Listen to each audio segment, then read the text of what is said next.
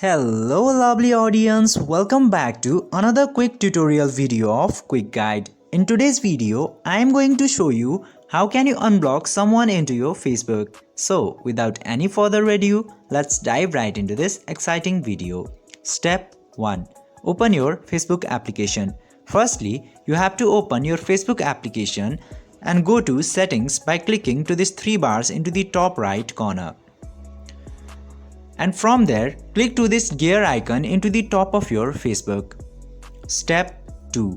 Go to the blockings option.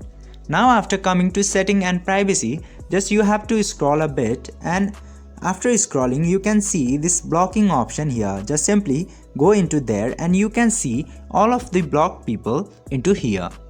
Step 3. Unblock the person. Now after coming here, just simply select the person that you want to unblock.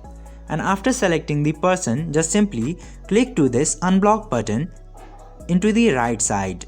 By following these very easy steps, you can also unblock someone into your Facebook. I hope this video was helpful for you. If yes, don't forget to like, share and subscribe to the channel to never miss another update. Thank you for watching.